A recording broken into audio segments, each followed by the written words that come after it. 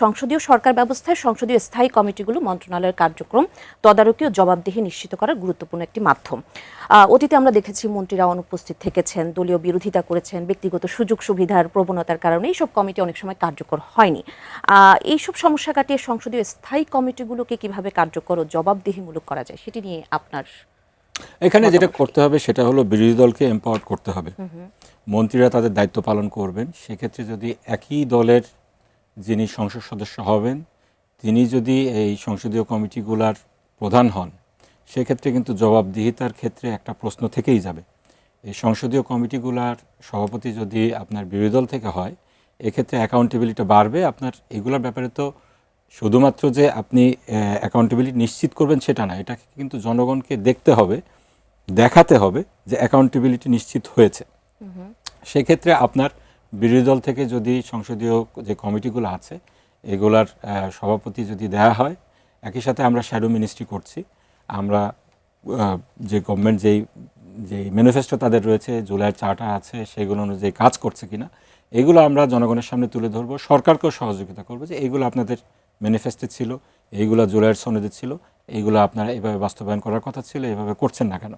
আমার মনে হয় এটা টু টায়ার প্রসেস। একটা হলো আপনার যে সংসদীয় কমিটিগুলো আছে এগুলোকে কার্যকর করতে হবে। কার্যকর করতে হলে এটার যে সভাপতি পদটা আছে এটা বিরোধী দলকে দিতে হবে, একই সাথে শ্যাডো মিনিস্ট্রিকেও কার্যকর করতে হবে।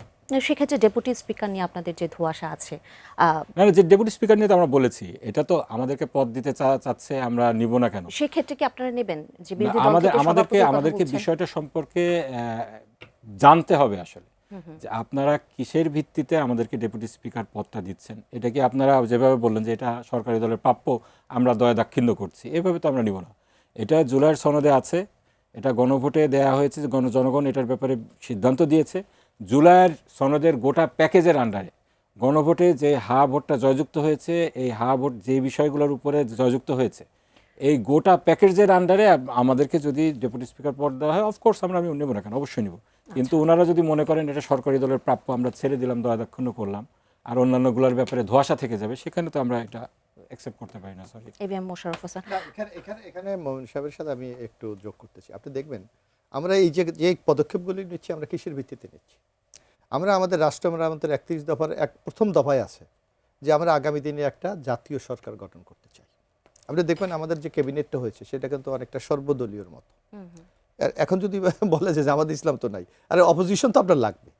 অপোজিশনের বাইরে দেখবেন আপনি অনেকগুলি রাজনৈতিক দলকে কিন্তু এখানে সম্পৃক্ত করা হয়েছে। অর্থাৎ আমরা যে কমিটমেন্ট জাতির কাছে করেছিলাম সেই কমিটমেন্টগুলি রক্ষার জন্য আমরা কিন্তু চেষ্টা করছি। সেখানে কিন্তু আমাদের একটা কমিটমেন্ট ছিল যে বিরোধী দল থেকে আমরা ডেপুটি স্পিকার নেব, সেই স্পিরিটই কিন্তু আমরা এখনো আছি।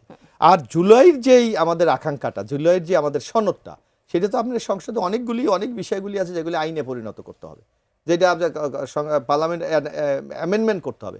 এখন আমি ওইবারে জিজ্ঞেস করি যে ভোটে জয়যুক্ত হয়েছে, এই কারণে কি ওইটা অ্যামেন্ডমেন্ট হয়ে গেছে? নো, এটা বিল আকারে, ইন্ডিভিজুয়াল বিল আকারে উত্থাপন করে ওইটা আইনে পরিণত করে সংবিধানের আপনাকে অন্তর্ভুক্ত করতে হবে। রদ্দ করে দিয়েছেন এখানে আমি বলি পরিষদের সদস্য হিসেবে না, আমি ওইটা লাগে না। আপনি সংসদে যদি আপনি আলাদা অ্যামেন্ডমেন্ট করতে চান তাহলে ওইটা লাগে না। এখন আপনারা জানেন আমরা যে ওয়াদাগুলি করেছি, আমরা বলেছি যে প্রধানমন্ত্রীর পিরিয়ড একটা লিমিটেড হবে 10 ইয়ার্স।